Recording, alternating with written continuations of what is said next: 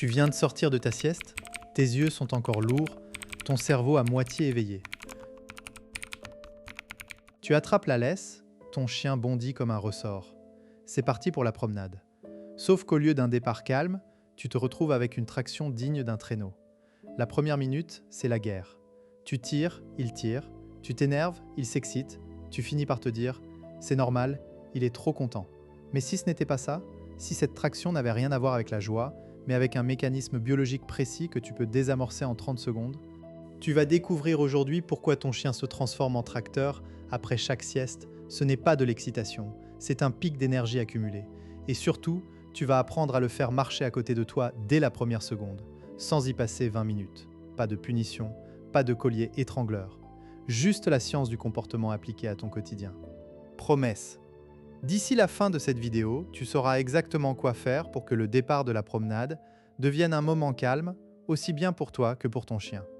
Tu comprendras pourquoi les méthodes classiques, attendre qu'il se calme, tirer en sens inverse ou utiliser des friandises, échouent souvent pour ce point précis. Et tu repartiras avec 3 techniques concrètes que tu pourras appliquer dès ta prochaine sortie. Je ne vais pas te vendre un miracle. Je vais te montrer comment fonctionne le cerveau de ton chien après une période d'inactivité et comment utiliser cette connaissance pour changer son comportement en profondeur. Pas de dressage forcé, pas de répétition ennuyeuse, de la compréhension. Faux paradigme. On entend partout que le chien tire parce qu'il est heureux de sortir. Il est content, c'est normal qu'il s'excite. Cette idée semble logique, mais elle est erronée.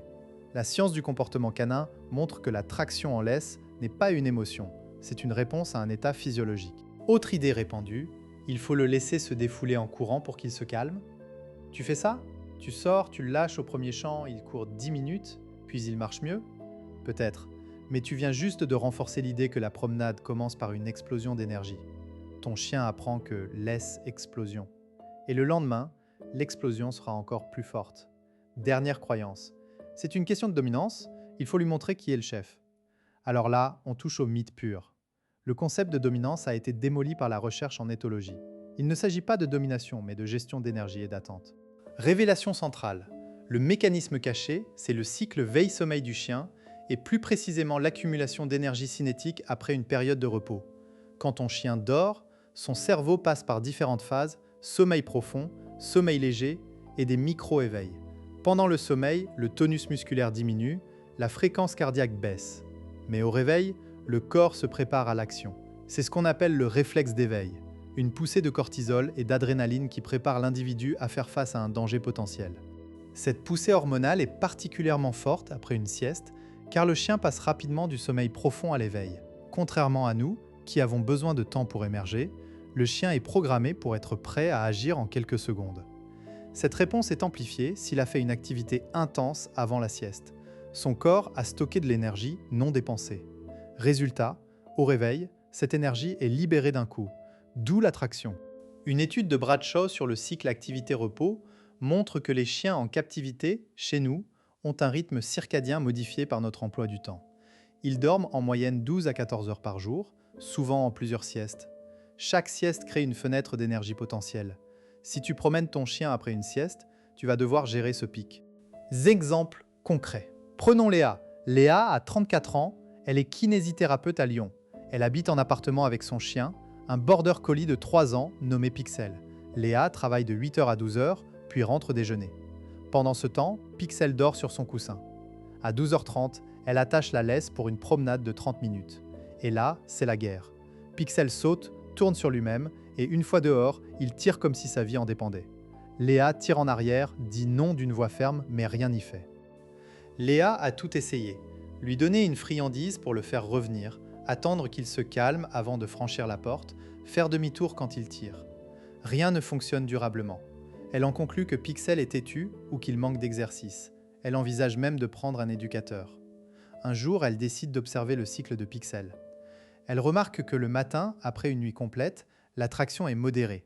Mais après la sieste de midi, c'est pire. Elle comprend alors que ce n'est pas de l'excitation, mais une décharge d'énergie. Elle change d'approche. Au lieu d'essayer de calmer Pixel avant la promenade, elle décide de le préparer avant sa sieste. Décodage pratique. Comment reconnaître si ton chien est dans ce cas ? Observe 2 signes. D'abord, la raideur du corps au réveil. Si ton chien bâille, s'étire lentement, il est encore dans sa phase d'éveil progressif. S'il se lève d'un bond, les oreilles dressées, il est en mode réaction. Ensuite, regarde la queue. Une queue basse ou entre les pattes indique un stress, une queue haute et qui remue vite signale une excitation excessive. Le piège, c'est de vouloir le calmer verbalement. Doucement, pas de saut, assis. Tout ça renforce l'attention sur l'excitation. Quand tu parles, tu confirmes que l'énergie est assez forte pour que tu interviennes. Tu deviens un amplificateur. Conséquence. Si tu ne gères pas ce pic d'énergie, tu risques de créer un schéma de promenade chaotique. Ton chien apprend que la laisse excitation immédiate. Chaque sortie renforce ce comportement. Avec le temps, la traction devient un automatisme. Et en plus, tu t'énerves, ce qui augmente le stress de ton chien. Autre conséquence, tu évites peut-être de sortir après les siestes ou tu reportes la promenade. Mais le chien a besoin de se dépenser. L'accumulation d'énergie le rendra plus excitable le soir, créant un cercle vicieux. Technique 1. La préparation avant sieste. Méthode EBA. Avant de laisser ton chien faire sa sieste, dépense son énergie mentalement plutôt que physiquement. La stimulation mentale fatigue le cerveau et réduit le pic d'énergie au réveil. Exemple, avant la sieste de midi, fais 5 minutes de recherche de friandises, cache des croquettes dans un tapis ou des morceaux de tissu. Le chien utilise son odorat, ce qui le fatigue mentalement. Phrase exacte. Au début de la séance, dis cherche d'une voix calme, pas d'excitation. Une fois que le chien a trouvé la moitié, redis cherche pour la suite. Tu verras qu'après 5 minutes, il sera plus détendu pour la sieste. Pourquoi ça marche? La stimulation mentale sollicite le cortex préfrontal qui inhibe les réactions impulsives. Au réveil, le pic de cortisol sera moins fort car le cerveau a déjà libéré une partie de l'énergie. Technique 2. L'éveil progressif. Méthode, ne laisse pas la sieste se terminer brutalement. Réveille ton chien doucement 5 minutes avant la promenade. Exemple, mets la laisse sur lui pendant qu'il dort encore ou caresse-le doucement sur le flanc en parlant à voix basse. Pas de aller, hop, pas de mouvement brusque. Phrase exacte, pixel, on y va doucement, sur un ton monotone. Puis reste immobile 30 secondes.